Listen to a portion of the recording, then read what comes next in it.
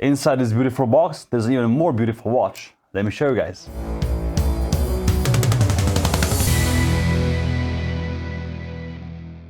Hello, welcome to Swiss Watch Gang and welcome to another review. Today we're gonna devote our time to a brand which we featured before on this channel. It's something most collectors love to collect, and definitely I'm also a big fan of the brand. We're gonna talk about a Breguet watch today.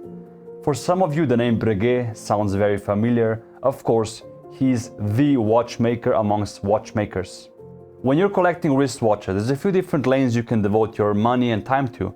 You have your sports watch lane, where you have the Royal Oak, the Submariner, and other, different models with metal bracelets from other brands. You have your diver watches if you're more of an adventurous, outdoorsy type of guy.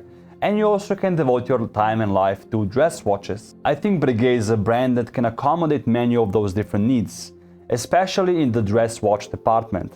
It's a brand synonymous with quality, with history, with importance, and also, most typically, the Breguet style hands, which many other brands also use. One of my favorite watches from Breguet are the traditional models. They have an open dial, a beautiful case pack, a typical Breguet case, and we also reviewed one on the channel before. It was the reference 7057, so go check it out. I'm gonna put the link in the description below. There's also a lot of vintage Breguet watches on the market which aren't hyped up yet, like the tourbillon pieces with a beautiful Guilloche dial. Abraham Louis Breguet was born in Neuchâtel in 1747 and died in Paris in 1823. He was a very prominent and important figure in the watchmaking industry. Most noticeably, and what most people know about him, is that he invented the tourbillon. He also invented the Breguet balance spring, his first carriage clock, which he sold to Napoleon Bonaparte, the Sympathie clock, which we actually showed in the René Bayer interview we did here in Zurich. Definitely also a video you should check out if you love vintage watches. He also created the tact watch and many other beautiful pocket watches in that time. For those who don't know, the tourbillon was patented by Breguet in 1801. One of his most important watches and the prized possession of the Swatch Group and Breguet today is the watch he made for Marie Antoinette. Unfortunately, Breguet passed away before the watch was even completed. The Marie Antoinette Perpetuelle had 823 components and parts, all finished with exceptional care. It was finished in 1827, 34 years after her death and 4 years after Breguet's death, and actually 44 years after he'd accepted the order. So you can just imagine at that time how much time it took to create a watch like this. Back then they didn't have all these fancy CNC machining and 3D printing, so you can just imagine how tedious the work was. The watch we're gonna put in focus today is the Classique 7337 model, one of my favorites. It has a very symmetrical dial and a few complications. This model is directly inspired by the quarter-repeating pocket watch number 3833, sold in 1823, and you can see it today in the Breguet Museum in Paris. There's a very strong resemblance on the dial. So at 12 o'clock you have the moon phase indicator with an embossed moon and a beautiful aventurine-like sky behind it. You have the age of the moon around it, and you have also two apertures here at 10 and 2 o'clock. So the aperture at 10 o'clock indicates the day of the week, and the aperture at 2 o'clock indicates the day of the month. So basically this watch has a moon phase indicator plus a day-date function. So it's a triple complication watch. We've got a big off-center dial for the hour and minute indication with beautiful polished Breguet style hands, and an offset sub-dial for the seconds indication. You see the dial is beautifully made with a guilloche pattern. Not just one, but in total we have 3 here. So the seconds dial has a basket weave pattern. We have Clos de Paris pattern on the main dial here in the middle, and the rest of the dial features a Grand d'Orge pattern. The hour and the minute chapter ring as well as the ring around the moon phase are circularly grained, and at 6 o'clock on the bottom we've got a little plaque. It says that it's made by hand with engine turning. Surrounding the Roman 6 we have a secret Breguet signature. In the past, or also in the old watches, it used to be at 12 o'clock. On this model, it's at 6. It's something you see only at a very specific light, and it's also something not many brands can replicate. If you want to change the moon phase, the day of the week, or the day of the month, you cannot do it via the crown. The crown is only used to changing the time, like this. You pull it out and you turn the crown. Very simple, very standard. If you want to change the day or the date or the moon phase, you actually have pushers on the side of the case. So there's one here on the left side at 9 o'clock.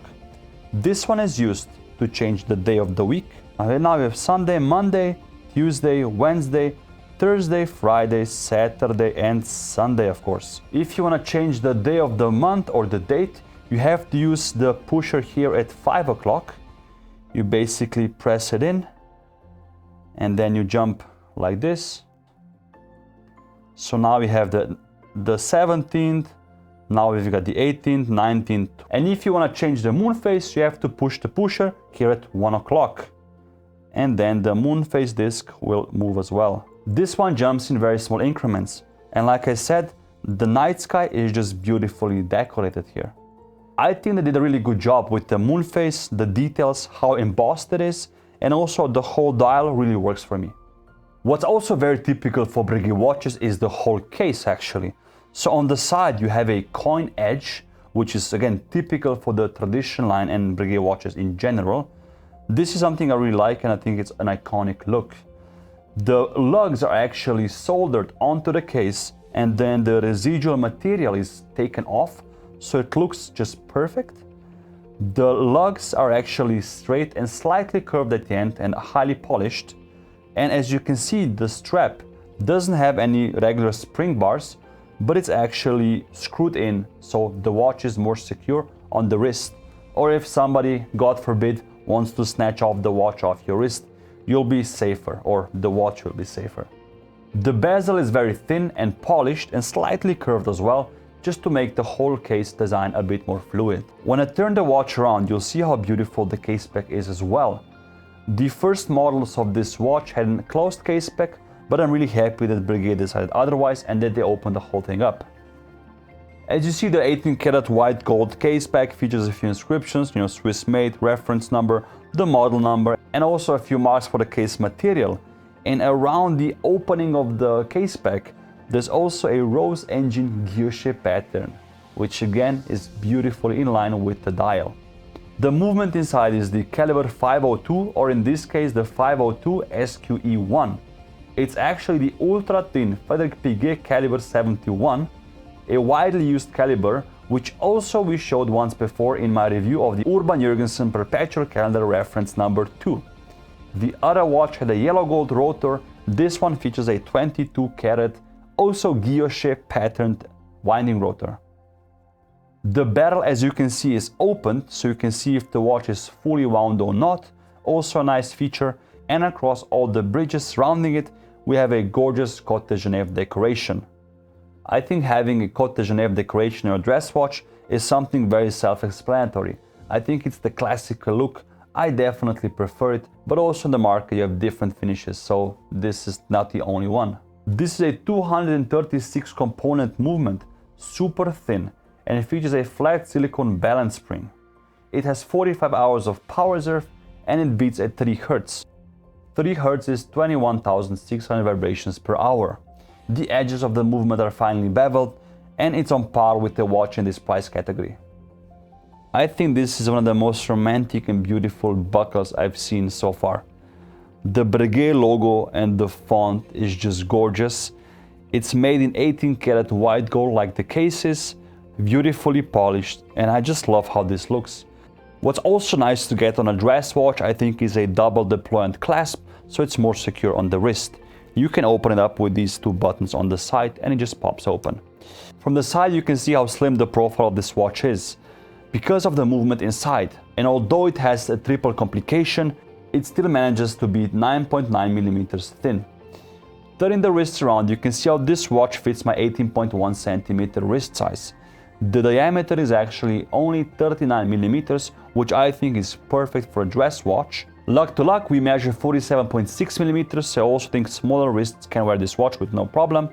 And if you want to change the strap, but remember, it is screwed in, we have a lug width of 20 millimeters. So a very common size, so you have a lot of options on the market.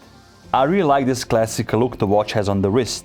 I think it's very traditional, it's timeless, and this watch in even 200 years will still look gorgeous and again relevant. This watch was lent to me by Bayer Chronometry in Zurich, Switzerland. They are the official retailer for Breguet, Plus, they have the Breguet Sympathy clock and many others in their beautiful museum, so definitely check it out if you're in Zurich. And let me know so I can come and join you. The price of this model here in Switzerland is 42,000 Swiss francs, or around 42 or 43,000 US dollars, depends on where you want to buy this piece. Of course, check in with your local retailer. If you don't like the blue dial, which I don't know why you wouldn't, there's also a rose gold version with a bright white or silver dial. So definitely a more classical option, because blue is sometimes hard to combine with the outfit. But today, no problem. Let me know in the comment section below what you think about this watch, and also which is your favorite Breguet so far. Because we try to feature as many different watch brands as possible on this channel, you can also be a part of those decisions. So leave a comment down below and tell us which brand or which model you want to see us review.